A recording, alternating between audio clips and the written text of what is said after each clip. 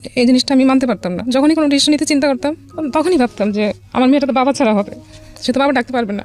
আসসালামু আলাইকুম বন্ধুরা, আরও একটি নতুন ভিডিও নিয়ে আমরা হাজির হলাম। আজকে গল্পটি অনেক ইন্টারেস্টিং হতে যাচ্ছে। আজকের ভিডিওটি আর যে কিবরিয়া ভাইয়ের একটি অনুষ্ঠান থেকে নেওয়া হয়েছে, তাই গল্পটি কেউ নেগেটিভলি নেবেন না। আর কিছু মতামত থাকে অবশ্যই কমেন্টে জানাবেন। ধন্যবাদ। এইটা ফ্যামিলির সন্তানরা আসলে জানে যে না, এটা ওরা করছিল এই জন্য যে আমি যেহেতু ওখানে যে থাকবো, আর ওরা 4 ভাই ওরা। আমার নাম হচ্ছে মোসাম্মদ পারুল। পারুল, বয়স কত এখন? বয়স 35 বয়স। আপনি কোন জেলায় জন্মগ্রহণ করেছেন? নারায়ণগঞ্জ আমাদের জেলা। নারায়ণগঞ্জ। বর্তমানে নারায়ণগঞ্জে আছেন? না, আমি ঢাকায় থাকি। ঢাকায় থাকছেন। তো একটু ছোটবেলা থেকে আমরা শুরু করি, ধারাবাহিকভাবে আমরা শুনতে থাকি। জি প্লিজ। ছোটবেলায় আসলে তেমন কোনো ঘটনা নেই। গ্রামে বড় হয়েছি, সোনারগাঁতে লেখাপড়া করেছি। আচ্ছা, যখন আমি ইন্টার পরীক্ষা দিই তখন আমার বিয়ের কথা হচ্ছিল। আচ্ছা, আপনার ফ্যামিলি সম্পর্কে যদি একটু জানি। আপনার বাবা কি করতেন? আমার বাবা জব করতেন, এখন কিছুই করেন না। ওই সময় কি ধরনের জব করতেন? একটা প্রাইভেট কোম্পানিতে ছোট্ট একটা জব করতেন। কয় ভাই বোন আপনারা? আমার 2 ভাই আর আমি একাই বোন। ওকে, মানে আপনি বড়? না, আমার বড় ভাই। 2 ভাই আপনার বড়? হ্যাঁ, না, এক ভাই আমার বড়, আরেক ভাই মানে আপনি মেজো? হ্যাঁ, মেজো। আচ্ছা, ঠিক আছে। ইন্টারমিডিয়েট পড়ার সময়টাতে আপনার বিয়ের কথাবার্তা চলছে? হ্যাঁ, তখন কথাবার্তা চলছে। মেন্স হচ্ছে আমার বড় ভাই তখন ঢাকায় থাকে। আচ্ছা। তো সেই ক্ষেত্রে আমার গ্রামেরই একটা ছেলে, আমার বড় ভাইয়ের ফ্রেন্ড, সেও ঢাকায় থাকে। তো ওনার যেখানে দোকান, মানে ওনার একটা ডিপার্টমেন্টাল স্টোর ছিল ওখানে বিজনেস করতেন ঢাকাতে। হ্যাঁ, তো আমার ভাইয়া ওখানে যাওয়া আসা করতো আমার ফ্রেন্ডের দোকানে। তো ওখানে একটা ছেলে থাকতো মেসে। তো সেই ছেলেটা আবার পরিচিত আমার ভাইয়ের ফ্রেন্ডের সাথে। আচ্ছা। ভাইয়া তো মাঝে মাঝে যেত দোকানে। তো সেই ক্ষেত্রে ভাইয়ের ফ্রেন্ড সেই ফ্রেন্ড আমার ব্যাপারে কথা বলছে, ওনার সাথে বিয়ের ব্যাপারে। তো আমি কিছু জানি না তখনও। ইন্টার পরীক্ষা দেওয়ার পর ঢাকায় চলে আসি বেড়াতে। আচ্ছা। আর মামার বাসায় চলে আসি বেড়াতে। তো হঠাৎ করে একদিন ওই ভাইয়া ফোন দিয়ে আমার ভাইয়াকে বলছে যে ছেলেটাকে তোমাদের বাড়িতে নিয়ে যাবো দেখার জন্য। তখন আমি জানি না সে আমাকে দেখতে আসবে। তো ভাইয়া রাতে বলতেছে চলো দেশে, বাড়িতে। বড় ভাই? হ্যাঁ, আমার বড় ভাই। জি। বাড়িতে চলো, যেতে হবে। তো আমি, আমার 2 মামাতো বোন ছিল ছোট ছোট, ওরা 2জন, ওদেরও পরীক্ষা শেষ। তো বলতেছে চলো যাই বেড়াতে। তো আমরা ওদেরকে নিয়ে গেছি। তো আমি যে বাড়িতে গেছি, আমি একটা মেহমান আসছে, তাকে আপ্যায়ন করতে হবে, কি করতে হবে, সেগুলো আমার কোনো কেয়ার ছিল না। আসছে সেটা ওরা আসছে রাত্রে, প্রায় 10টা বেজে গেছে তখন ওরা আসতে। আমরা আগে পৌঁছেছি, ওনারা পরে আসছে। তো শেষ আমি ঘুমাই গেছি অলরেডি, ঢাকা থেকে যে ঘুমাই গেছে। তো ওরা আসছে পরে আমার মা বলতেছে যে খাবারটা নিয়ে দাও ওদেরকে। তো খাবার দিলাম ওদেরকে, খাবার টাবার দিয়ে পরে আবার চলে আসছি। তো ওরা ওদিন রাতেই চলে আসছে, থাকেন। তো এই দেখা আমাদের। তখন আপনি জানতেন না যে তখন আমি জানি না যে ওর সাথে বিয়ের ব্যাপারে কথা হবে বা কিছু হচ্ছে। ওকে। তো ওদিকে আমাদের ফ্যামিলির সাথে কথা হচ্ছিল, ভাইয়ার সাথে আর কি। তো ভাই ওকে এমনি চিনে, দোকানে আসা যাওয়া করতো, এতটুকু চিনে। জাস্ট একটা মেসেজ এরকম ছেলে থাকলে যতটুকু চেনা যায় অতটুকু। তো সে তখন গার্মেন্টসে জব করে। গার্মেন্টসে ঠিক সুপারভাইজার বলে না, তখন সে ওই পোস্টে জব করে ছেলেটা। হ্যাঁ। তো স্যালারিও তেমন ছিল না, যাই হোক। তো ভাইয়া যখন বিয়ের কথাবার্তা চলতেছে, তো ওদের বাড়ি থেকে আমাদের এখানে দেখতে আসবে। তখন আমি ঢাকায়, আমি তখনও বাড়িতে না। তারপর আবার নিয়ে যাওয়া হলো বাড়িতে, যে ওদের বাড়ি থেকে লোকজন আসবে দেখতে। তখন আমি শুনতে পেলাম যে আমার জন্য বিয়ের কথাবার্তা চলছে। তো ওদের বাড়ি থেকে আসলো, ওর বাবা আসলো, ছেলেটার বাবা, ওর বড় ভাই, ওর মামা, 3 জন। আর কি আসছিল আমার ঠিক এখন মনে পড়তেছে না। ওই 4 জন বা 5 জন এরকম আসছে। তো অনেক আয়োজন করা হয়েছে আমাদের বাড়িতে, খাওয়া দাওয়ার ব্যাপারটা অনেক অন্যরকম করা হয়েছে। ঢাকা থেকে আমার মামিরা সবাই গেছে, আমিও গেছি। আমার ফ্যামিলির বাড়ির থেকে যারা ছিল আত্মীয় স্বজন মোটামুটি ভালো, মানে আমাদের যারা খুব কাছের তাদেরকে দাওয়াত দেওয়া হয়েছে। একটা বিয়ের অনুষ্ঠানের মতোই হয়েছে তখনও। তো যেদিন আসছে দেখে ওনারা বলতেছে যে বিয়ে কবে দিবেন, কবে বিয়ের দিন তারিখ ঠিক করবেন, ওরকম বলতেছিল ওর মামা। পরে আমার মামা বলতেছে দেখতে আসছেন, আগে দেখে নেন, আমরাও তো দেখবো, তারপর না বিয়ের দিন তারিখ ঠিক হবে। তারপরে কয়েকদিন পরে আবার আমাদের বাড়ি থেকে ওদেরকে দেখতে গেছে ওদের বাড়িতে। তো আমার ফ্যামিলির লোকজন হচ্ছে, আমি হচ্ছে আমার প্রথম বিয়ে আমাদের ফ্যামিলির মধ্যে। তো ওরা দেখতে গেছে যখন, ওনারা যাওয়ার পর যেদিন যাওয়ার কথা ছিল রাতের বেলা, সেদিন যেতে পারেনি। কারণ সেই গাড়িতে যে গাড়ি ভাড়া করছিল সেটা ছিল আমার খালাতো ভাইয়ের গাড়ি। আচ্ছা। কিন্তু সেদিন সে গাড়ি নিয়ে আসছে, গাড়ি নষ্ট হয়ে গেছে। আসার পর গাড়ি নষ্ট হয়ে গেছে, সেদিন রাতে তারা যেতে পারেনি। কারণ আমার ওই ছেলেদের বাড়ি ছিল ঝিনাইদহ। তো রাতে যেতে হবে, সকালে যে পৌঁছাবে, সেভাবে প্ল্যান করা ছিল। তো অর্ধেক পথ আসার পর, ঢাকায় আসার পরে গাড়ি নষ্ট হয়ে গেছে। তো আর যেতে পারেনি, ওকে বাদ দিয়ে পরে ওরা রাতে সকালবেলা পরের দিন প্রায় অনেক বেলা হয়ে গেছে, 11টা-12টার দিকে, তখনও ঢাকায় তারা তখন পৌঁছে যাওয়ার কথা ছিল, যেতে পারেনি। পরে গাড়িতে বাসে করে গেছে ওনারা সবাই। যাওয়ার পর ওদের বাড়িতে আয়োজন করছে, খাওয়া দাওয়া সবই হয়েছে। আর ওদের বাড়িটা ছিল এরকম যে একটা ছোট্ট ঘর ছিল, তেমন কিছু ছিল না। তো ওদের ব্যবহার দেখে আমার ফ্যামিলি সবাই মোটামুটি রাজি হয়ে গেছে যে না, ওরা সহজ সরল আছে, ভালো আছে। আর ছেলে যেহেতু শিক্ষিত আছে, তাহলে আমাদের প্রবলেম নেই, আমরা ওদেরকে একটা ব্যবস্থা করে দিব, ওরা চাকরি বাকরি করবে, সমস্যা নেই। তো সে চিন্তা করে ওরা, ঝিনাইদের মানুষ, আমরা তো ঢাকায় সবসময় বড় হয়েছে, ঢাকার এলাকার মানুষ, আমরা তো বাইরে কখনো যাইনি, গ্রামে মানে ওই সব সাইডে কখনো যাওয়া হয়নি। তো ওদের ব্যবহার দেখে ওরা খুবই সাধারণ মানুষ, খুবই সহজ সরল মানুষ, ওদের মতো মানুষ হয় না। আর ওর একটা বোন ছিল, মানে বোন আছে, ওটা দেখে আবার আমার মামা আমার ভাইয়ের জন্য পছন্দ করে রাখছে, মনে দেখে পছন্দ করে আসছে। তো এটা তখন বলে না, আসার পরে বলছে আর কি। ওইটাই বিশেষ করে চোখে লাগছে বেশি, যে আমরা এখানে আত্মীয় করলে মেয়েটাকে আমরা নিতে পারবো আমাদের বাড়িতে। তো এরকম কথাবার্তা বলে আসছে। আসার পর ওই গ্রামে যখন গেছে, আমার চাচাতো ভাই ছিল একটা, ওনাদের সাথে গেছে দেখতে বিয়েতে। ও চাচাতো ভাই আমাকে পছন্দ করতো, বাট ফ্যামিলিতে বলে না কখনো যে আমাকে পছন্দ করে। আমাকে বলছে যদি আমি রাজি থাকি তাহলে সবাইকে সে মানাবে। বলেছে না, আমি আপনাকে ভাই জানি, ভাই, অন্য কিছু না। তো সেই ভাই যে ছেলেটাকে দেখতে গেছে ঝিনাইদহতে, সেই ছেলের চাচার একটা দোকান ছিল ওখানে কাছেই। তো চাচার দোকানে যখন গেছে, চাচাকে জিজ্ঞেস করছে ছেলে লেখাপড়া কেমন, কতটুকু করছে, কি আসে বিষয়। তো ও কতটুকু লেখাপড়া করছে আমরা ঠিক জানি না, চাচা বললো এটা। ওকে।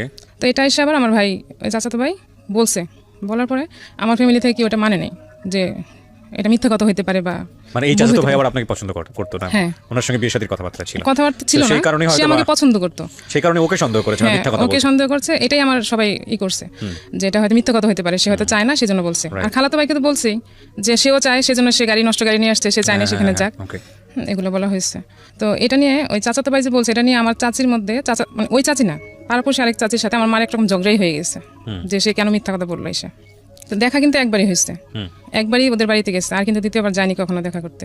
যেহেতু ছেলে দেখছে এখানে, খুবই ভদ্র, খুবই ভালো, তো ছেলেই চাই, দেখতেও সুন্দর, কোনো প্রবলেম নাই। আমার মা তো অনেক পছন্দ করছে ছেলেকে, এই ছেলের কাছে বিয়ে দেবে।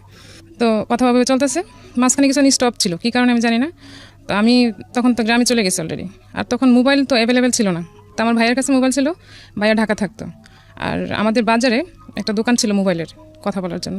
ওখানে বলাছে যে যখনই যে আসবে ফ্যামিলি থেকে কথা বলতে বা ফোন করলে ডেকে দিবে, বিল যা হবে লিখে রাখবে, ভাইয়া ওটা যখনই বাড়ি যাবে তখন দিয়ে দিবে। তো আমি ওখানে, ভাইয়া ফোন দিছে, খবর পাঠাইছে যে তোমার ভাই ফোন দিছে, আমি কথা বলতে গেছি। ওখানে একটা ছেলে ছিল, আমাকে দেখছে, বাট আমি জানি না। তো সে আবার পরের দিন আমার ডিটেলস বের করে আমার চাচাতো বোনের হাজব্যান্ডের সাথে বলছে যে মেয়েটা কে, বলেছে তো আমার শালি। ও আবার ভাইয়াটা আবার আমাদের এলাকায়, আমার চাচাতো বোনের এলাকায় বিয়ে হয়েছে। পরে বলতেছে মেয়েটা আমার পছন্দ হয়েছে খুব। তো আমরা জানি না, যেহেতু এখানে কথা চলতেছে অলরেডি। তো ওই ছেলেটা আর আমার ভাই দুলাভাই আসছে, আমার মাকে বলতেছে কাকি, পারুলকে তো একটা ছেলে পছন্দ করছে, খুব ভালো ছেলে, বিদেশ থাকে, সে বিদেশ থেকে আসছে, অনেক পছন্দ করছে, এখন আপনারা যারা রাজি থাকেন তাহলে ওদের ফ্যামিলি থেকে দেখতে আসবে। আর মা বলতেছে না, আমাদের তো এক জায়গায় কথা চলতেছে, এখন কিভাবে তোমাকে দেখাই বলো, একটা শেষ না হলে তার একটা কথা বলা যাচ্ছে না। পরে বলতেছে না, অসুবিধা নেই, ওরা দেখুক, ছেলেটা খুবই ভালো, আর ভালোই, নানার বাড়ি ছিল ছেলেটার, আমার বোনের শ্বশুর বাড়ির কাছাকাছি, ছেলেটা নানার বাড়ি ছিল, সেখানে আসছিল বেড়াইতে। মা রাজি ছিল না। তারপরে পরের দিন দুলাভাই বলতেছে যে যেহেতু আমি এই বাড়ির জামাই, তো আমাকে সে অনেক রিকোয়েস্ট করে বলতেছে আপনারা বিয়ে দেন আর না দেন, আমি একটু নিয়ে আসি, ওরা দেখে যাক, কথা বলে যাক, তারপরে তো বলতে পারবো যে আমি দেখাইছি। মা বলছে ঠিক আছে, আমি কোনো আয়োজন করবো না, তোমরা এমনি ছেলেকে নিয়ে এসো। তো ও ছেলে নিয়ে আসার কথা বলছে, আর ছেলে তার পুরো ফ্যামিলি ধরে নিয়ে আসছে, মানে তাদের ফ্যামিলিতে যা যা লোক ছিল, যারা যারা ছিল সবাই চলে আসছে, আমাদের ভারী ঘর ভরে গেছে মেহমান, এরকম। আমার মা তো দেখে অবাক হয়ে গেছে, এত মানুষ কি করে আসছে, আমি এখন কিভাবে কি আপ্যায়ন করবো, তো কোনো প্রস্তুতি ছাড়া। তারপর যেরকম হয়েছে, মোটামুটি নাস্তা টাস্তা দেওয়া হয়েছে, বিকেলবেলায় করছে। তো ওরা চলে গেছে দেখা করে। এখন ছেলে পুরো এলাকা ছড়াই দিয়েছে যে আমি এই মেয়েকে বিয়ে করবো, মানে আমাদের এলাকায় যারা যারা মোটামুটি প্রভাবশালী লোক আছে তাদেরকে সে ম্যানেজ করে ফেলছে। আচ্ছা, কোন ছেলে? যে ছেলেটা পরে আমাকে দেখে আমার বোনের হাজবেন্ডের সাথে আসছে, তো বলতেছে আমি এই মেয়েকে বিয়ে করবো, যা লাগে আমি সব দিয়ে নিয়ে যাবো, আমার বাড়িতে যা খরচ টরচ হয় এভরিথিং সব সে দিবে, এবং সে আমাকে বিয়ে করবে। মা কি করলো, মা বলতেছে না, এখানে তো বিয়ে দেওয়া যাবে না, আর ছেলেটাকে আমারও পছন্দ হয় নাই। পছন্দ বলতে আমি তো চাই না এখন বিয়ে করবো, মানে এরকম প্রিপারেশন আমার মনের ভিতর ছিল না। তো আমি বলতেছি আমি ঢাকায় যাবো। পরে ভাই আমাকে আবার ঢাকা নিয়ে গেলো বলতে আমার ভাইয়ের চাচাতো ভাইয়ের একটা বিয়ে ছিল ওখানে, মানে যে দুলাভাই নিয়ে এসছে বিয়ের প্রপোজাল, ওই দুলাভাইয়ের শালার বিয়ে চলবে, মানে বিয়ের কথা হচ্ছে, মানে বিয়ে ঠিক। তো ওই বিয়েতে আমরা অ্যাটেন্ড করবো, বৌভাত হবে, বিয়ে হবে। তো বিয়েতে আমরা ছিলাম সবাই, আমিও ছিলাম, আমার ভাইয়ারা ছিল, আমার ফ্যামিলির সবাই ছিল। তো বিয়ে যেদিন হলো, বিয়ে শেষ করে সেদিনই আমরা রাত্রে ভাইয়াও চলে গেল আমাকে নিয়ে। তো আমরা ঢাকায় চলে আসলাম। আবার পরের দিন ছেলেটা আমাদের বাড়িতে নাকি আসছে, সে নাকি অনেক মোটা একটা চেন নিয়ে আসছে, আমাকে বিয়ে করুক আর না করে সে আমাকে গিফট করবে। তো আমার মা, আমি তো চলে আসছে, তো জানে না ফুল নিয়ে আসছে, কী নিয়ে আসছে, আর আমি জানি না। পরে আমাদের বাড়িতে গেছে আমার দুলাভাইয়ের সাথে, পরে বলতেছে ও তো এটা নিয়ে আসছে ওকে দেওয়ার জন্য, বিয়ে করুক আর না করুক সে এটা ওকে গিফট করবে। আর যেদিন সে দেখতে আসছে আমাকে, সেদিন সে অনেক গোল্ড পরে আসছিল, ব্রেসলেট, চেন, অনেক কিছু পরে আসছে, হ্যাঁ হয়তো বা। তো সে পরে আসছে, তা চেনটা নিয়ে আসছে, সে আমাকে দিবে। তো আমি তো ছিলাম না, মা বলছে না, ও তো চেন নিবেও না, আর ও তো নাই এখানে, ও তোর সাথে দেখা হবে কীভাবে। তো ছেলেটা চলে গেছে, আমার সাথে আর দেখা হয়নি, আর কোনো কথা হয়নি। তো আমার মার ইচ্ছে ছিল যে যেটা দেখছে সেখানে বিয়ে হবে, আর যে ছেলেটা পরে আসছে সেই ছেলেটার যে গ্রামের বাড়ি, ওইটা আবার আমার নানার বাড়ির কাছাকাছি। তো ওই এলাকাটা আমাদের পছন্দ না, আমাদের ফ্যামিলি কারোরই পছন্দ না যে ওই এলাকাতে বিয়ে দেবো, সারা জীবন খেটে খেটে মরবে এরকম। যাই হোক, এটা গেল। তারপর আমি তো ঢাকায় চলে আসলাম। চলে আসার পর এদিকে বিয়ের কথাবার্তা টোটালি কমপ্লিট, এদিক দিয়ে জিনাইদা যে ছেলেটা, তার সাথে বিয়ের কথাবার্তা কমপ্লিট হয়ে গেছে। তো আমি এর মধ্যে একদিন বলছিলাম ভাইয়াকে যে আমি গার্মেন্টসের ছেলে বিয়ে করবো না, যারা গার্মেন্টসে জব করে আমি এই ছেলে বিয়ে করবো না। তো ভাই আমার সাথে কথা বলেনি সেদিন থেকে আর, যে কেন আমি এই কথা বললাম। তো ভাইয়ের একটাই ছিল সবসময় যে রাগ হলে কথা বলতো না কারোর সাথে। আর এই ভাই আমাদের অনেক করছে ছোটোবেলা থেকে, মানে আমার বাবার যেটা করার কথা ছিল সেটা আমার ভাইয়া করছে সব কিছু। তো আমিও চাইতাম যে আমার ফ্যামিলির পছন্দে বিয়ে করব, বাট আমি এমন কিছু করবো না যেটা আমার ফ্যামিলির উপর কোনো প্রশ্ন আসে, যে খারাপ প্রেম করবো আমার ভাইকে সবাই বলবো দৌড়বো মেরে বোন এরকম, কিংবা ও অবাধ্য হয়ে গেছে, এরকম কিছু আমি কখনো করবো না, যে প্রেস্টিজ ইস্যু হবে এরকম আমি কিছু কখনো করবো না। আর আমি চলছে সবসময় এরকম ভাবে, মানে বড় ভাই ছিল তো সবসময় একটা ভয় ভিতরে কাজ করতো যে আমি একটা খারাপভাবে চললে আমার ভাইয়া তো সাপোর্ট এখানে সব কিছুর ঊর্ধ্বে, তো কানে যাবে আর আমাকে তো কিছু না বললে, ওই যে না বলা কথা না বলা, যে এটা আমার কাছে অনেক বড় একটা পেন, যে আমার কাছের লোকই আমার সাথে কথা বলবে না, এটা তো কথা বলে নাই। সেদিন অনেকটা রাগ হয়ে আসছে যে আমি কেন এই কথা বললাম। তো আমার মামি বললো যে গার্মেন্টসে ছেলে আসলে তো ভালো হয় না, এটা তুমি, আমার ছোটো মামি বললো যে এরকম ভালো হয় না। পরে আমি বলছি আমিও তো তাই বলছি যে বিয়ে করবো না, তুমি ভাইয়া তো কথা বলে না। যাই হোক, এখন আমার মামার ফ্যামিলিতে মামাই সব, মানে যা বলবে সব মামার কথাই সব হবে। আমার ফ্যামিলিতে ভাইয়া যা বলবে মা যা বলবে এরকম। আব্বা অতটা ফ্যামিলিয়ার ছিল না, সবসময় একটু সরল টাইপের আর কি, মানে সব ডিসিশন নেওয়ার ব্যাপারে তো ছিল না। তবে আব্বা এটা বলছিল যে আমার একটা মেয়ে এত দূরে বিয়ে দিতে চাই না, ওই এত দূরে বিয়ে দিতে চাই না, এটা একবার বলছিল। কিন্তু আমার ভাইয়া আমার মা ওদের জন্য ওরা মানে আব্বা যে কিছুটা ডিসিশন নিবে সেরকম ওরকমও না। তো এটা বলার পর আমি একটু বলছি, ভাইয়ের কথা বলছে না, ঠিক আছে আমি আর কিছু বলিনি। পরে ওই ছেলেটা নাকি আমার সাথে কথা বলতে চাইছে। তো যখন বিয়ের দিন তারিখ ঠিক হয়নি, আমাকে নিয়ে গেল, ভাইয়া বললো যে কথা বলতে চাইছে, কথা বলে দেখো কি বলে। তো সে মেসে থাকতো, আমাকে মেসেই নিয়ে যাওয়া হয়েছে। মেসের পাশে ছিল ছেলেটার সঙ্গে কথা বলার জন্য, হ্যাঁ কথা বলার জন্য। ছেলেটা সেদিন দুপুরে সে লাঞ্চ করতে বাসায় আসবে, তখন আমি তার সাথে দেখা করবো, মানে সে আমার সাথে জাস্ট কিছু কথা বলবে। তো আমাকে সে প্রশ্ন বললো যে আমাদের বাড়িতে ওই জায়গায় ঝিনাইদহ আমাদের এরকম জায়গা জমি আছে, তারপর করতে হবে, হাল চাষ করে গরু পালে, এগুলা সব কিছু করতে পারবো। আমার তো এমনিতে ওর পছন্দ না, বিয়ে করবো না বলে দিচ্ছি। তারপরে আমি বলছি যে আমি এসব করতে পারবো না, আমি এসব করে অবস্থা না, কারণ আমার ফ্যামিলিতে আমি কখনো এগুলো করিনি। তো আর কিছু বললো না এসব, আপনি কি বিয়েতে রাজি? এখন আমি তো বলতে পারবো না যে আমি বিয়েতে রাজি না, কারণ আমার উপরে তো ভাইয়া। এখন আমি বলি না আর কিছু, আমি একটু বলছি যাতে সে বোঝা যায় যে বিয়েটা এখানে করা ঠিক হবে না, সে ভেঙে দিক। কিন্তু সেটা করে নাই, সে আর কিছুই বলেনি। আমাকে একটা ডায়েরি গিফট করলো, ডায়েরির ভিতরে তার একটা ছবি দিয়ে, এটা নিয়ে আসলাম। আসার পর তার সাথে তার কোনো কথাই হয়নি, আর ফোনও তো তখন অ্যাভেলেবেল ছিল না যে কথা হবে বা কিছু। তারপর বিয়ের দিন তারিখ ঠিক, তো ওদের বাড়িতে যখন আমাদের ফ্যামিলি দেখতে গেছিলো, তখন ওদের যে বাড়িঘর দেখে আসছে, ওগুলো দেখে আমার মামা বলছে যে যেহেতু এখানে যদি বিয়ে হয় তাহলে আমরা একটা ঘর করে দেবো এখানে, যাতে ও এসে থাকতে পারে। আর মামা এটাও বলছে যে তুমি বউ কোথায় রাখবে বিয়ের পর। ওরা বলছিল যে আমি যেখানে থাকবো বউ সেখানেই থাকবে। তো ও চাকরি করে ঢাকায়, তো ঢাকায় থাকা হবে, এই জন্য আর দূরে দেওয়া হয়েছে, যে ওখানে তার থাকবে না। তো ঘর দেওয়ার কথা বলছে, কত টাকা দিবে, যা 2টা রুম করতে যা লাগবে সেরকম দিবে। বিয়ের দিন তারিখ যখন ঠিক হলো, তখন সে টাকা চাইতে শুরু করলো বাইরের কাছ থেকে, যে বাড়িতে কাজ শুরু করছে, এখন টাকা লাগবে, টাকা যাচ্ছে, বাড়িতে ঘরের কাজ শুরু করছে, ঘরের কাজ শেষ করে আমাকে উঠে নিয়ে যাবে। আর তখন কথা ছিল যে আমাকে গোল্ড ওরা কতটুকু দিবে, কি দিবে সেগুলো, কানের গলার কি দেওয়ার কথা ছিল, তো এগুলো দিবে ওরা, আমাদের থেকে ঘর উঠে দিবে ওকে। তো এর মধ্যে ওর বোনের একটা প্রবলেম হয়েছে, সেটা নাকি তার ওখানে কয়েকটা ছেলে তাকে ডিস্টার্ব করতেছে খুব, তো তাকে ওখানে রাখা সেভ হচ্ছে না। আমাদের তো বিয়ের দিন তারিখ ঠিক হয়ে গেছে, এটা আমার ভাইয়ের সাথে যখন শেয়ার করছে, তখন ভাই বলছে ঠিক আছে তাহলে আমাদের এখানে পাঠাই দাও, এখানে এসে থাকো। তো এসে নিয়ে আসছে, সে এসে ঢাকায় ছিল, মানে বিয়ের আগে সে তাকে পাঠাই দিছে। সে আমার মামার বাসায় ছিল কতদিন, তারপর আমাদের বাড়িতে।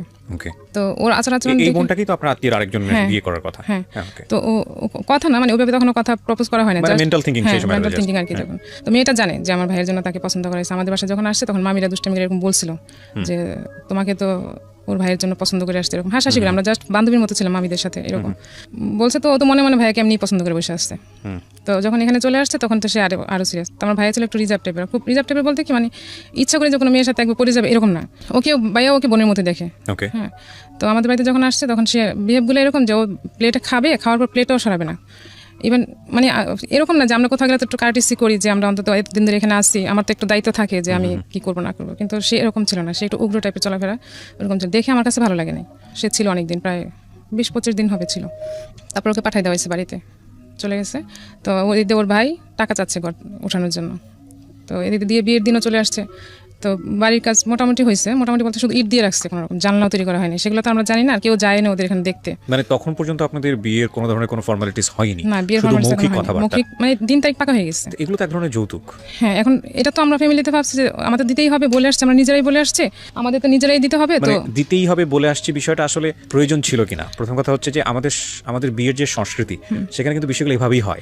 একটা সময় বলা গ্রামাঞ্চলে প্রচলিত ছিল ডিমান্ড, ছেলের ডিমান্ড কি, হ্যাঁ চাইতো, মানে একদম নির্লজ্জ নির্লজ্জের মতো বেহায়ের মতো চাওয়া, হ্যাঁ এই দিতে হবে হ্যাঁ এই দিতে হবে সেই দিতে হবে, এবং এটা মনে করতো যে এটা খুব মানে একটা রাইট ব্যাপার। কিন্তু সেটা অনেক ধরনের সামাজিক সচেতনতার জায়গা থেকে এখন আর ওরকম হয় না। এখন দেখা যায় যে মেয়ের বাড়ি থেকে মোটামুটি একটা প্রস্তাব করে যে আমরা এটা দিয়ে দিব ওটা দিয়ে দিব যাওয়ার আগে, এগুলো কিন্তু এক ধরনের যৌতুক, অবশ্যই যৌতুক, কিন্তু এটা তখন করা উচিত না। এটা ওরা করছিল এই জন্য যে আমি যেহেতু ওখানে যেয়ে থাকবো আর ওরা 4 ভাই ওরা না সেটা বিয়ের পরবর্তী সময় যদি আপনার ভাই খুশি হয়ে যদি একটা নিজে থেকে স্টেপ না সেটা অন্য জিনিস, তারপরে ওই ধরনের কথাবার্তা বলা অনেক সময় ঠিক ঠিক হয়নি। না। কিন্তু ওরা তো চিন্তা করছে ওইভাবে না, ওরা চিন্তা করছে বিশেষ করে আমার মামা করছে যে ঘর তুলে দিলে হবে কি সেখানে এসে একটু রিল্যাক্স যখন থাকবে তখন থাকতে পারবে। যাই হোক আগে থেকে এরকম বলে একটা হোপ তৈরি করেছে আর কি। এখন তৈরি করছে, আর ওই ছেলেটাও বুঝতো যে আমাদের ফ্যামিলিতে যদি টাকা চাওয়া হয় বা কিছু চাওয়া হয় তাহলে সেখানে বিয়ে হবে না, আর তার ধারণা ছিল যে আমাকে বিয়ে করলে সে অনেক কিছু পাবে, যেহেতু আমি একাই মেয়ে আর ঢাকার মেয়ে। ঠিক আছে, আমরা ধারাবাহিকভাবে শুনতে থাকি। তারপর কি হলো? এরকম চিন্তা ভাবনা পয়সা করে আপনারা দিয়ে দিলেন না আগে? না, ও ভাইয়া আসলে একবারে যদি না দেওয়া লাগে আমাকে যদি আস্তে আস্তে দিয়ে দিতে হয় তাহলে তো আমার জন্যই ভালো। তো ভাইয়া কিছু মনে করে না, টাকা দিচ্ছে, কিন্তু আমার কাছে এটা পছন্দ হয়নি তখন যে সে বিয়ের আগে টাকা যাচ্ছে, টাকা নিয়ে ঘর তুলবে, এরকম তো ঠিক না। তো বিয়ের দিন চলে আসছে, তারিখ চলে আসছে বিয়ের কাছাকাছি, এখন বিয়ে শপিং করতে হবে। বিয়ের শপিং এর জন্য ভাইয়ের কাছে টাকা নিচ্ছে, ওই ঘরের টাকা দিয়ে সে শপিং করছে। বিয়ের দিন বলতে কি আমাদের বিয়ের কাবিন করে রাখা হবে, আর সে পরে উঠায় নিয়ে আসবে, মানে ঘরের কাজটা পুরোপুরি কমপ্লিট হলে তখন সে উঠে নিয়ে আসবে। তো কাবিন করতে আসছে, সেখানে একটা আমাকে শুধু দেওয়া হয়েছিল একটা নাকফুল দেওয়া হয়েছে, হ্যাঁ নাকফুল আর আংটি দেওয়া হয়েছিল। আপনাকে ওয়ার্ড কি দিয়েছিল, কি কি দিবে আপনাকে? ওকে দেওয়া হয়েছে, ওদের সাথে আমার ফ্যামিলির সাথে কথা হয়েছিল যে সে গলার আর হাতের কি যেন দিবে, আমার সঠিক মনে নেই এখন কি দেওয়ার কথা। এরকম কোনো ওয়াদা কি ছিল যে আপনাকে এত ভরি গোল্ড দিতে হবে? এরকম ছিল। এগুলো বিয়ের ক্ষেত্রে ঠিক না। মানে আমরা আমাদের সামাজিক রীতিতে এই জিনিসগুলো করে থাকি, বিশেষ করে এখন যে জিনিসটা খুব বেশি প্র্যাকটিস হয় সেটা হচ্ছে দেনমোহরের জায়গাটাতে।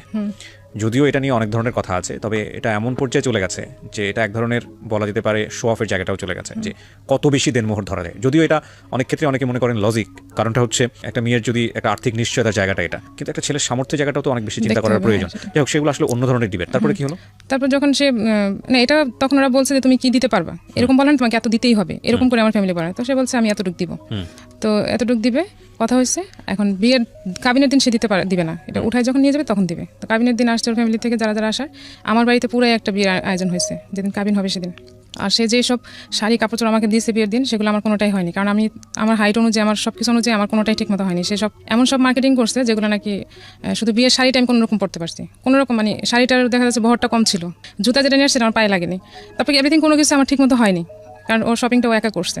হ্যাঁ, আর ছেলে মানুষ শপিং করলে যা হয় আর কি। তারপর বিয়ে হলো, বিয়ে হওয়ার দিন বলা হয়েছিল যে সে থাকবে, ওনারা মানে আসবে না আমাদের বাড়িতে, বিয়ে যেহেতু দিন আমাকে উঠে নিয়ে না যাবে। তো গ্রামের বিয়ে, তো বিয়ে হওয়ার পরে তারা বলতেছে থাক, সবাই যেহেতু বিয়ে যেহেতু হয়ে গেছে ছেলে থাক। তারপর সেদিন বিয়ের দিন তো সে রয়ে গেল, থাকার পর সেদিন খুব বৃষ্টি হয়েছে খুব রাতে, আর গরমও ছিল খুব, এপ্রিলে ছিল তো অনেক গরম ছিল, তো বিদ্যুৎ ছিল না।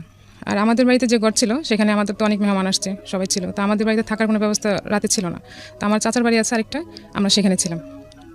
তো আমার খুব ভয় লাগতেছিল যে একটা ঘরে এরকম অজানা একটা লোকের সাথে কিভাবে থাকবো, কিভাবে একদমই অজানা। তো আমার খুবই ভয় লাগতেছিল। আমার প্রত্যেকটা মানুষের একটা ড্রিম থাকে না, আমরা কিন্তু একটা মানে ম্যাচিউর বলি বা একটা ইম্যাচিউর বয়সে সবার একটা স্বপ্ন থাকে না, বিয়ের স্টার্টিং সময়টা যে মানুষটা আমার জীবনে আসবে সেই মানুষটাকে নিয়ে খুব সুন্দর একটা চিন্তা করা, এরকম একটা স্বপ্ন কিন্তু প্রত্যেকটা মানুষ, আমি যদি জানি মেয়েদের মনে একেবারে টিনেজ বয়স থেকে শুরু হয় থাকে। হ্যাঁ, আমার ছিল, হয়তো অতটা থাকে না। আমার ছিল এরকম যে আমি এটা কখনোই চিন্তা করিনি আর মানতেও পারিনি যে বিয়ের প্রথম রাতে আমি আমার বাবার বাড়িতে থাকবো।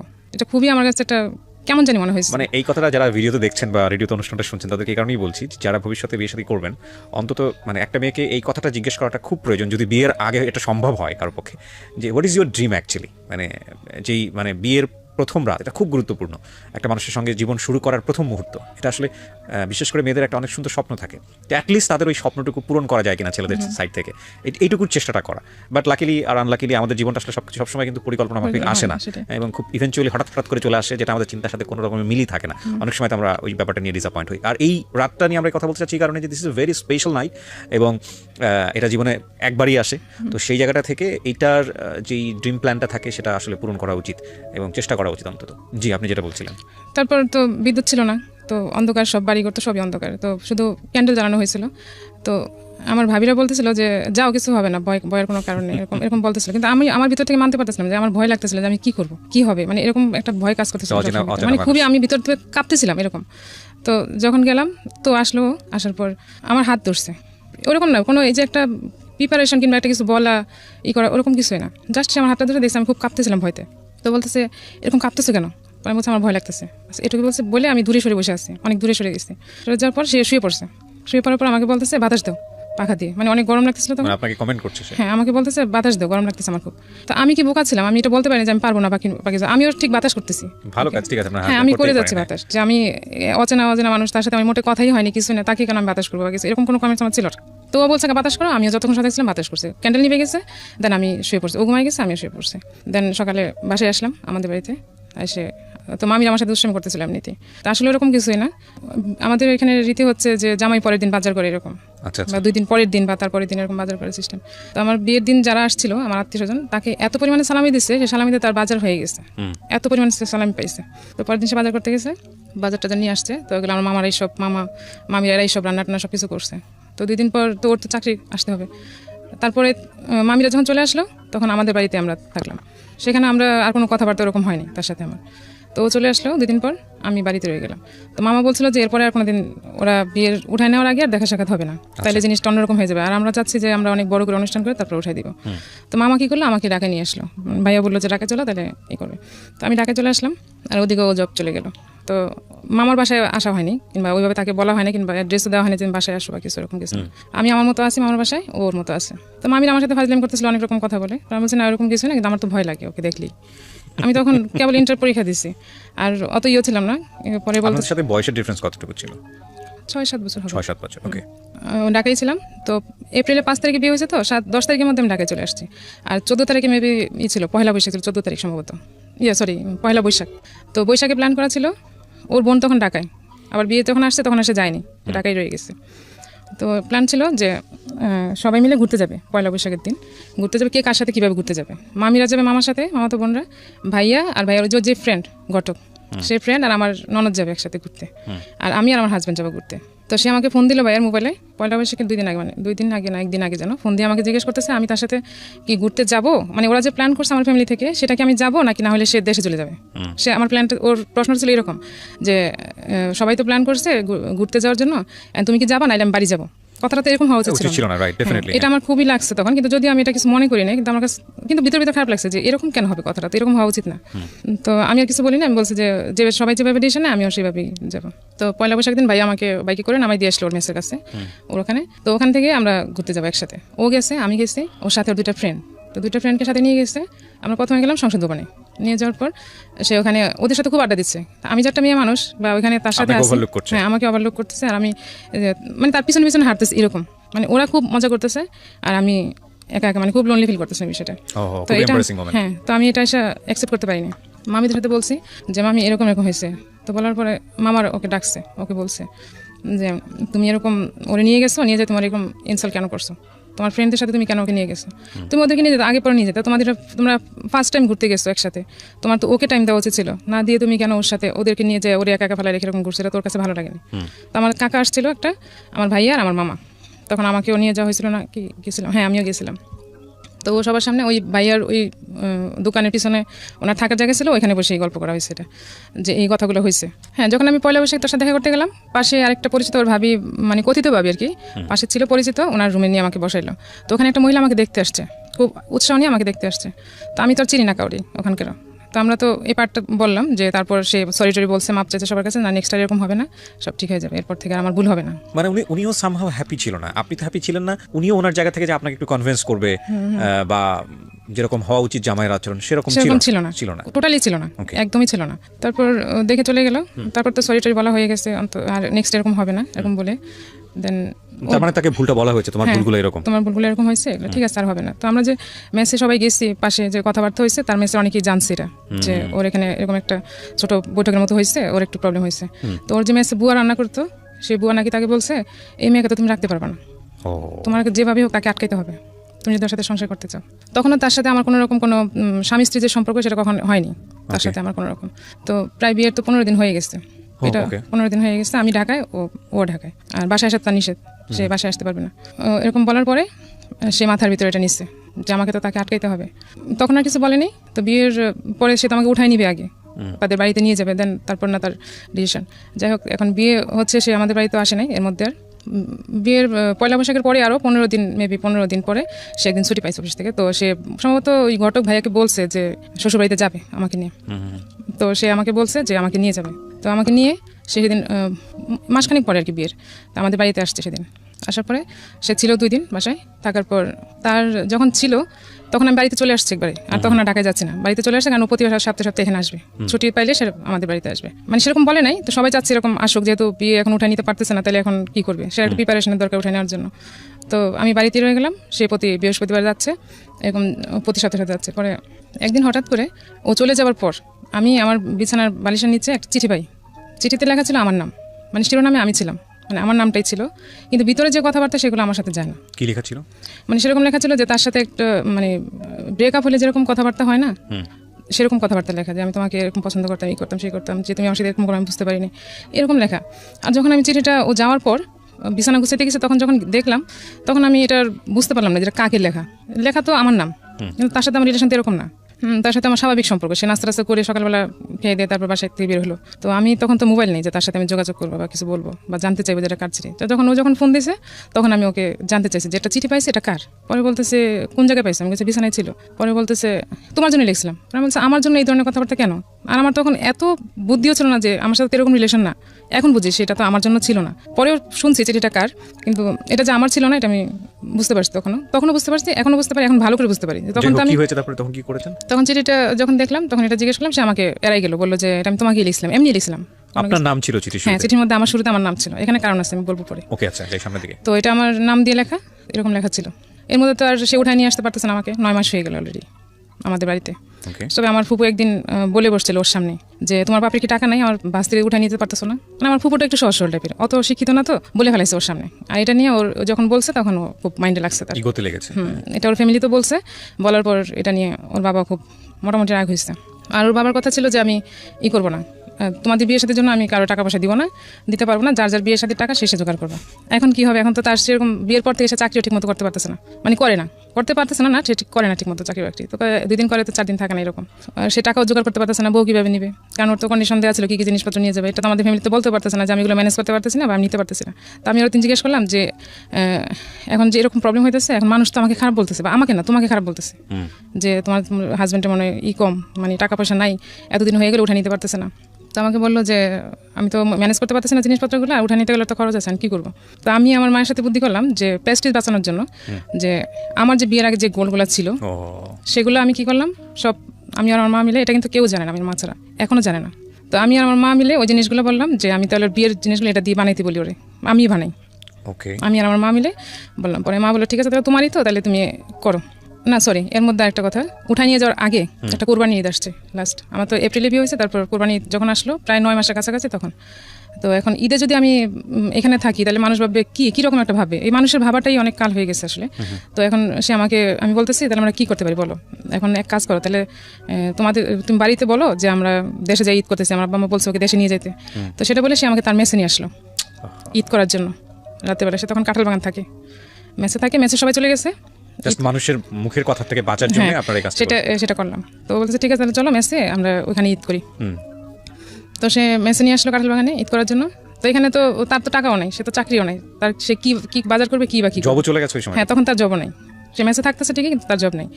তো ও একটু উড়নচণ্ডী টাইপের আর কি, যে জব ঠিক মতো করবে ওরকম না। তো মেসে নিয়ে আসছে, সেদিন আমার মেসের পাশে অনেক বড় একটা বিল্ডিং আগুন লাগছে, এখন তো পুরো এলাকা সব জড়ো হয়ে গেছে। আর সবার সাথে আমার রিলেশন হচ্ছে, মানে কন্ট্যাক্ট হচ্ছে যে আমি আমার শ্বশুরবাড়িতে ঈদ করতেছি, ঈদ করতে আসছি। সবাই জানতে চাচ্ছে কেমন শ্বশুরবাড়ি, কী আসে বিষয়। তো ওরা বলছে যে ঠিক আছে 1-2 দিনের জন্য নিয়ে যাও, ঈদ করে আবার দিয়ে যাবে, আবার উঠে অনুষ্ঠান করে নিয়ে যাবে এরকম। তো আমরা তো মেসে, এখন আমার মানে তখন উঠানোর ডেট ফিক্সড হয়ে গেছে যে আমাকে ওই ডিসেম্বর উঠে নিয়ে আসবে এরকম। তো তখন আমার খুব গরু মাংস খাইতে ইচ্ছা করছে, মানে কি পরিমাণে খাইতে ইচ্ছা করছে আমি এটা এখনো বলে বোঝাতে পারবো না। কোরবানির ঈদ। তো কোরবানির ঈদ আমার গরু মাংস খাইতে এত ইচ্ছা করছে, মানে পাগল হয়ে যাবে এখন গরু মাংস না খাইতে পারলে, এরকম মনে হইতেছিল। তো এখন আমরা গরু মাংস কোথায় পাবো, ঢাকা শহরে আমাদের পরিচিত মামার বাসা, আর আমি তো আমার আত্মীয় বাসা যেতে পারবো না, কারণ সবাই জানে আমি আমার শ্বশুরবাড়িতে ঈদ করতে গেছি। তো ওর একটা ভাই ছিল, হোটেল সবকিছু বন্ধ। হ্যাঁ, কোরবানি ঈদ তো এরকমই থাকে। তো ওর একটা ভাই ছিল ঢাকায়, ওর ভাইয়ের বাসায় নিয়ে গেল, চলো যাই ওদিকে দেখি ওখানে কিছু হয় কিনা। তো ঈদের দিন আমরা ওখানে গেলাম, যাওয়ার পর দেখি ওখানে যাই দেখি যে ওর ভাই আর ভাইয়ের বউর মধ্যে সম্ভবত কোনো ঝগড়াঝাটি চলতেছে। এগুলো খুবই ইম্পর্টেন্ট। কেন ইম্পর্টেন্ট বলছি, মানুষের ওই যে বিয়ের পরের প্রথম দিককার যে মেমোরিগুলো, যারা বিবাহিত আছেন তারাই আজকের এই ভিডিওটা বা আজকে যারা রেডিওতে শুনছেন তারা বুঝতে পারবেন যে এই মেমোরিগুলো মানুষ সারাটা জীবন রান করে এবং এগুলো যে কত বড় সমস্যা হয় সাংসারিক জীবনে আনথিঙ্কেবল। বলেন। দেন ওখানে যাই দেখলাম যে ওখানে পজিশন ভালো না, তো ওখান থেকে চলে আসলাম। মাংস তো আর খাওয়া হলো না আমার। 2 দিন পর আমি বললাম যে আমি বাড়ি যাবো, এখন বলবো যে আমি এখান থেকে চলে আসছি, ঈদ তো চলে গেছে, এখন বাড়ি আসবো। বাড়ি আসলাম, আমাদের বাড়িতে কোরবানি দেওয়া হয়। এখন আইসে আমি মাংস খেতে পারলাম না, মাংস মধ্যে কেমন একটা গন্ধ পাচ্ছি, আমি খাইতে পারতেছি না মাংস। আমার চাচা আসছে, ওই চাচারা আমাদেরকে খুব আদর করে, মানে ফ্রেন্ডের মতো। আসে উনি বাদ মাখাইছে, মাখানোর পরে মাংস দিয়ে বাদ মাখাইছে, আমাকে দিছে। আর আমি বাইরে যে বমি করতে শুরু করছি যে আমি আর এখন আর গরু মাংস খাইতে পারতেছি না, তো আর খেতে পারিনি মাংস। এর মধ্যে আমার কনসিভ হয়ে গেছে। হ্যাঁ, আর তো ও নিয়ে গেছে আমাকে উঠায় ডিসেম্বরে, মানে কনসিভ হয়ে গেছে তখন সে আমাকে উঠায় নিয়ে গেছে ওদের বাড়িতে। হ্যাঁ, বিয়ের কয় মাস পরে গেলেন? বিয়ের 9 মাস পর। 9 মাস পর, আচ্ছা। তো সে তার ওই বুদ্ধিটা খাটাই, ওই যে বুয়া বলছিল যে মেয়েকে আটকাইতে হলে তোমার কিছু করতে হবে, এটাই ছিল প্ল্যান। হ্যাঁ, এটাই ছিল তার প্ল্যান। তো যাই হোক, এখন তো কনসিভ হয়ে গেছে, তো উঠে নিয়ে যাওয়ার পর ওখানে ছিলাম মনে হয় 4 দিন না 3 দিন ছিলাম। তারপরে আমার ভাইয়া আবার যাই আমাকে নিয়ে আসছে ওখান থেকে। তো আমি তো ওখানে থাকবো না, এমনি তো থাকার মতো ওরকম প্রিপারেশন না। তারপর ওর চাকরি এখানে, আর আমার যেহেতু উঠে নিয়ে গেছে, এখন তার ওখানে থাকার দরকার নেই, বাড়িতে এসে ছিলাম। তো তখন থেকে সে আর বাড়িতে যাওয়ার কথা বলে না, ঢাকায় যাওয়ার কথা বলে না, কিংবা আমি বাসা নিচ্ছে তুমি আসো এরকম কিছু বলে না। কোথায় রেখেছে আপনাকে? আমাদের বাড়িতে। আবার যখন এই যে বিয়ের 2 দিন পর যখন নিয়ে আসলো আমাকে, আবার তখন নিয়ে এসে এখন আর সে এখানেই আসা যাওয়া করে, বাট সে বাসা নিচ্ছে না। এখন আমার মা, আমার ফ্যামিলি নেওয়ার মতো সামর্থ্য ছিল, তখন জব করতেছে একটা, তখন জব করছিল। আচ্ছা, করতেছে তখন, তো বাসা নিচ্ছেও না, কিছু বলতেছে না। আমার মা তো বলতে পারে না তুমি মেয়েকে নিয়ে যাও, এটা তো মুখের উপর বলা যায় না। কেমন লাগে? হ্যাঁ, কেমন লাগে শুনতে। তো আমি মাঝে মাঝে বলতাম যে তুমি বাসা নাও বা কিছু, তখন সে বলতে ঠিক আছে বাসা নিবো না। তো আমিও তাকে একটু জোর দিয়ে বলছি যে বাসা নাও, আমি আর এখানে থাকবো না, কারণ এখানে থাকলে জিনিসটা ভালো দেখা যাচ্ছে না। সবাই আমাকে প্রশ্ন করে যে তোমার হাজবেন্ড বলছে ঢাকায় রাখবে, থাকবা। আর সবাই জানে আমাদের ফ্যামিলিতে যে আমার খুব ভালো জায়গায় বিয়ে হয়েছে, আমার খুব মোটামুটি ভালো জায়গায় বিয়ে হয়েছে।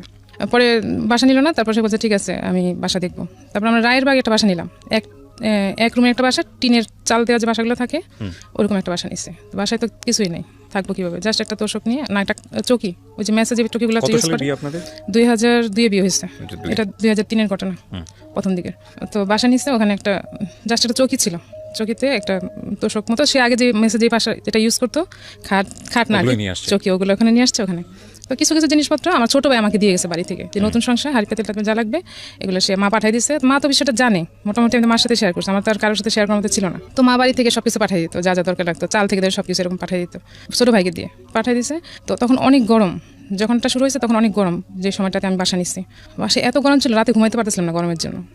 না ছিল ফ্যান, না ছিল মশারি। এখন কাঁথা গায়ে দিলে মশা গরম লাগছে, মশা কামড়াচ্ছে মশারি ছাড়া। তো এরকম পরিস্থিতির মধ্যে ছিলাম। তো এর মধ্যে ভাই একদিন আসলে হঠাৎ করে দুপুরবেলায় আমাকে ফোন দিয়ে, আসার পর ফোন ছিল না আমার কাছে, ভাই হঠাৎ করে আসছে। ভাই যখন ঘরে এসে বসছে তখন ভাই অজরে ঘামতে শুরু করছে। তখন ভাই বলতেছে এই করে কীভাবে থাকতেছিস তুই? ভাইয়ের সাথে সাথে ফ্যান আর মশারি এগুলো কিনে দিয়ে গেছে আমাকে, দেখ ফ্যান মশারি দিয়ে গেছে। তো আমি মোটামুটি একটু রিল্যাক্স হয়েছি। তখন কিন্তু আমি কনসিভ করা অলরেডি 3 বা 4 মাস সম্ভবত। তো এই বাসায় জানতো বিষয়টা। তো তখন আমি 4 মাস, আর বাসাটা নিচে 1 মাস এখানে ছিলাম। জানি বাসাতে আর থাকতে পারতেছি না, কি জন্য জানি না। জানি না, পরিবেশটা তো ভালো না। আর যে ঘটক ছিল, যে ওনার এক ভাই ছিল সেই এলাকাতেই কাছাকাছি, তো ওনার আবার ফ্ল্যাট বাসা ছিল, তো উনি এক রুম সাবলেট দিচ্ছে আমাদেরকে। তো ওখানে আবার 1 মাস বাসায় ছিলাম। তো ওখান থেকে সে জব করে, আমি আপনার লেখাপড়া বন্ধ হয়ে গেছে? হ্যাঁ, তখন তো আমার লেখাপড়া বন্ধ হয়ে গেছে অলরেডি। বাসায় যখন সে আমাকে রেখে অফিসে যায়, আমি সারাদিন ঘুমাই, তখন আমি শুধু ঘুমাইতাম, আর ও রাতে আসার আগে রান্না করতাম, খাইতাম। তারপর একদিন হঠাৎ করে তার ট্রাঙ্ক থাকে না মেসের বাসায়, এরকম ট্রাঙ্ক ছিল একটা, ট্রাঙ্কের মধ্যে তার সার্টিফিকেট দেখতে পেলাম আমি। আর তার মধ্যে আবার তার বোন যখন আমাদের বাসায় ছিল, তখন আমি ওকে বলছিলাম একদিন, ওই যে আমার ভাই বলছিল যে ও লেখাপড়া কতটুকু জানে না, তখন আমি আমার ভিতরে হলো যে একটা লোক লেখাপড়া কতটুকু করে, এলাকার লোক জানার কথা, এলাকার লোক না যে তার চাচা আইডিয়া তো থাকবে। তখন ওর বোনকে জিজ্ঞেস করছিলাম তোর ভাই লেখাপড়া কতটুকু করছিল, তো বলছে ভাইয়া তুমি ম্যাট্রিক পাস করছে এখান থেকে, আর ঢাকায় যে লেখাপড়া করছে কিনা আমি জানি না। তাহলে জিনিসটা তো পুরোই ডাউট মনে হচ্ছে। তো আমি তার সার্টিফিকেট যেগুলো দেখলাম, তার ওটুক সার্টিফিকেটই দেখছি, এসএসসি, আর বাকিগুলো দেখছি শুধু ফটোকপি। আপনি ইন্টারমিডিয়েট পাস করে বিয়ে করেছেন? হ্যাঁ, আমার ইন্টারমিডিয়েট না, আমি পাস করতে পারিনি তখন। মানে আপনি পরীক্ষা দিচ্ছিলেন এরকম পরীক্ষা? হ্যাঁ, মোমেন্টে পরীক্ষা হয়েছে। তো আমি সার্টিফিকেট যেগুলো দেখলাম, একটাই শুধু অরিজিনাল সার্টিফিকেট দেখলাম, আর বাকিগুলো শুধু ফটোকপি করা দেখলাম, ওগুলো আর বাকিগুলো দেখিনি। আমি একদিন জিজ্ঞেস করলাম যে তোমার সার্টিফিকেট একটা, বাকিগুলো কোথায়? পরে বলতেছে আছে। আমি তো তুমি আমার সাথে মিথ্যা কথা বলছো, তোমার সার্টিফিকেট নাই। সেই জিনিসটাকে হাসি উড়াই দিল। তো আমি ভাইকে বলছি, ফ্যামিলিতে বলছি যে ওইরকম লেখাপড়া করে নি, কিন্তু বলছি লেখাপড়া করছে। পরে ভাই বলছে না আমি তোর সার্টিফিকেট দেখছি, ওই যে ফটোকপি দেখছি, ভাই তো আর জানে না যে এগুলো ভুয়া হইতে পারে। আমাদের তো এরকম টেন্ডেন্সি ছিল না যে ভুয়া জিনিস দিয়ে এরকম কিছু করতে পারে বা কিছু। তো ওগুলো ওরা বলছে যে না আমি দেখছি, ওর কাছে চাকরির জন্য অ্যাপ্লাই করছে, ওগুলো তো দেখছি। তো এটা আমার সাথে স্বীকার করলো না। তো এখন আর কি বলবো, এখন বেশি ছড়াইতে গেলে জিনিসটা আমার উপরই আসতেছে, কারণ আমার হাজবেন্ড, তারপর আমার এদিকে আমার বাচ্চা হবে অলরেডি, এগুলো তো আমি কারোর সাথে বলে আমার প্রেস্টিজে লাগতেছে। এখন আমিও কারোর সাথে আমিও চুপ হয়ে গেলাম, আমি আর কিছু বলছি না। সে তো জব করতেছে করুক। তো ওখানে 1 মাস ছিলাম, থাকার পরে আবার ভাইয়া বলতেছে তোদের এত প্রবলেম, তো ঠিক আছে আমি তো ঢাকায় বাসা নিবো, আমি ঢাকায় থাকি, তুই এক কাজ কর আমাদের সাথে থাক দুজনেই, আর বাসা ভাড়াটা যা লাগে আমি দেবো, ওকে বল চাকরি করে যা করবে সব যেন ও এখন জমাই নিতে পারে, এখন তাদের কোনো খরচ লাগবে না, আমি থাকবো যেহেতু আমার সাথে থাকবে। তো ভাই একটা বাসা নিল, ওই বাসায় আমরা উঠলাম। তো ওই 2 মাস ছিলাম ওর সাথে বাইরের বাসায়। তারপরে এই বাসায় আসলাম, আসার পর ও চাকরি আবার চলে গেছে, ও শুধু ঘুরতেছে খাইতেছে, কারণ ভাইয়া সব করতেছে, ভাই প্রতিদিন বাজার টাজার যায়, এভরিথিং যা লাগে খুব অড লাগে না দেখতে, বিষয়টা লাগে না খারাপ সেটাই। লাগে কিন্তু। এখন সে সব করতেছে, তাকে আমি বলেছি আমি জব করো, চেষ্টা করবো কিছু, ও চেষ্টা তো করতেছে, না হলে কি করবো, ও হচ্ছে গা ছেড়ে দিয়ে চলা আর কিরকম। তো এর মধ্যে যখন আমার 8 মাস বেবি হবে, তখন হঠাৎ করে একদিন উদা হয়ে গেছে। আমার ভাইয়ার যে ড্রয়ার ছিল টাকা রাখার, সেখান থেকে টাকা নিয়ে সে চলে গেছে। কোথায় গেছে তার কোনো খবর নেই, কারণ তখন তো মোবাইল ছিল না, আর সে কারোর সাথে যোগাযোগ করে না। যাওয়ার পর আমি এতটাই মেন্টালি অসুস্থ হয়ে গেছিলাম যে আমি এখন কি করব, মানে কাকে বলবো, কি করবো। ভাইয়া ছিল, ভাইয়াকে বলছি, ভাই তো জানি যে ভাইয়ের কাছে এরকম গেছে, তখন ওরা খুঁজে পাওয়ার তো কোনো ওয়ে নাই, যে কোথায় খুঁজে পাবো কিছু। তো ওদের বাড়িতে জানানো হলো ওকে খুঁজে পাওয়া যাচ্ছে না, ওকে বাড়ি গেছে কিনা কি আসে না, ওখানেও যায়নি। সে আমাদের সাথে কারোর সাথে যোগাযোগ করছে না। আমি অজরে কান্নাকাটি করতেছিলাম যে আমি এরকম কখনোই দেখিও নাই, শুনিও নাই কোনো দিন, আর আমার এরকম পরিস্থিতি সে কীভাবে এরকম একটা কাজ করলো, সে কি মরে গেলো, তাকে কেউ নিয়ে মেরে ফেললো, মানে এইসব চিন্তা আমার ভিতরে, যে সে নিজে থেকে পালাই গেছে কিংবা সে ইচ্ছা করে যোগাযোগ করতেছে না, এটা আমার ভিতরে, হ্যাঁ এটা আমার ভিতরে কাজ করতেছে না, করতেছে যে সে তাকে কোনো বিপদে পড়লো কিনা, কিছু হইলো কিনা, আমি এখন কি করবো, এরকম অজরে কান্নাকাটি করতেছি। প্রায় 15 দিন পর, মেবি 15 দিন না 12 দিন পর সে যোগাযোগ করলো। যোগাযোগ করে সে, তখন তো তাকে পাওয়াটা হয়েছে আমাদের কাছে সবচেয়ে বড় ইস্যু, যে তাকে খুঁজে পাওয়া গেছে এটা। সে আসলো বাসায়, তো ভাইয়া তার সাথে রাগ করে কথা বললো না। তো আমি জিজ্ঞেস করলাম কই গেছিলাম, কী করছো, পরে বলে যে চাকরি খুঁজতেছিলাম, চাকরি খুঁজতে চাই সেই, মানে কিছু বললে সেটাকে এড়াই যেত। তো এটা তো আমাকে না বললে আমি জানবো না সে কোথায় গেছিলো, কী করতেছিল। তো গেলো, ফার্স্ট টাইম এটা গেলো। তারপর আমার মেয়ে হলো, সিজারে হলো মেয়ে। তারপর মেয়ে হওয়ার পরে তার কাছে, তখন তো তার কাছে কোনো টাকা পয়সা নেই, চাকরিও নেই, সব কিছু আমার ভাইয়া করলো আর মামা করলো, মানে হসপিটাল যত খরচ আসছে এভরিথিং সব কিছু করলো, ইভেন তাকে গাড়ি ভাড়া পর্যন্ত আমরা ফ্যামিলি থেকে দেওয়া হয়েছে।